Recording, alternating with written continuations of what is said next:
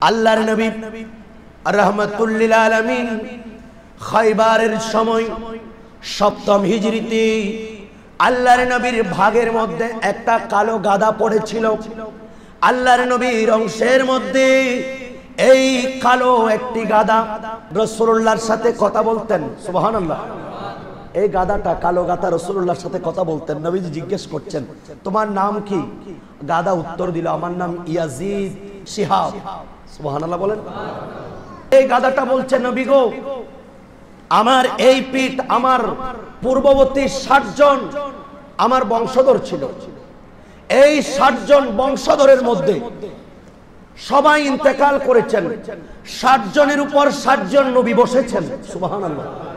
আমার পরে, আমার পরবর্তী নেক্সট জেনারেশন আর কেউ নাই। আপনি নবীর পরেও আর কোন নবী নাই। আপনি নবী আমার কাঁধের উপর চড়বেন, সেজন্য এখানেই আমার বংশধারা শেষ। সুবহানাল্লাহ। রাসূল পাক সাল্লাল্লাহু আলাইহি ওয়াসাল্লাম তার নাম দিলেন ইয়াফু। এই বলছেন, নবী গো, আমি একজন ইহুদির অধীনে ছিলাম। সে আমার একদিন পিঠে ওঠার পর জন্য বারবার সে চেষ্টা করছে, কিন্তু আমি তাকে ধাক্কা দিয়ে ফেলে দিয়েছি। এমনকি সে আমাকে এমন ভাবে বেত্রাঘাত করেছে, কিন্তু আমি আপনি নবী যেই কাঁধের উপর চড়বেন সেখানে আমি কোনো সৃষ্টি রাখতে পারি না। সেখানে পৃথিবীর যত বড় ধনী মানুষ হোক, সেই উঠতে পারবে না। প্রিয় নবী সাল্লাল্লাহু আলাইহি সাল্লাম মুস্কি হাসছেন। আর এই গাদার অন্তরে রাসূল পাকের এই মহব্বতটা দেখে আল্লাহর মাহবুব নবী তাকে এত বেশি আপন করে নিলেন। প্রিয় নবী সাল্লাল্লাহু আলাইহি সাল্লাম যখন কাউকে কোনো সাহাবীকে ডাকতেন, তখন এই কালো গাদাটা তাকে পৌঁছাতেন। উনি গিয়ে দরজার মধ্যে নক করত, ইশারা করতেন, তোমাকে রাসূল ডেকেছে। আর সেই গাদা যখন তার দরজায় যেত, বুঝতে পারতেন রাসূল পাঠিয়েছে। আর কোনো কিছুই জিজ্ঞেস করার দরকার নাই, দরবারে মুস্তাফায়ে হাজির।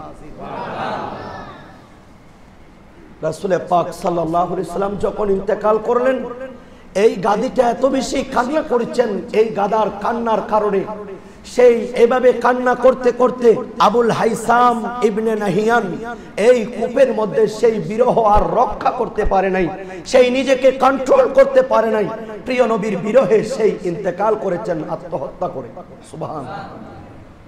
একটা গাদার অন্তরে যদি রাসূল পাকের প্রতি মহব্বত এমন থাকে, আশরাফুল মাখলুকাত দাবি করে প্রিয় নবী সুন্নাত এই দাড়িকে রেখে আজকে টুপি জুব্বা পরে সুন্দর আবা কুবা পরে মিডিয়ায় বসে বসে রাসূলুল্লাহর তাজিমকে যারা ক্ষুণ্ণ করতে চায়, এরা গাদার চেয়ে নিকৃষ্ট। আমি নির্দ্বিধায় বলতে পারি, কথা বলেন ঠিক কিনা?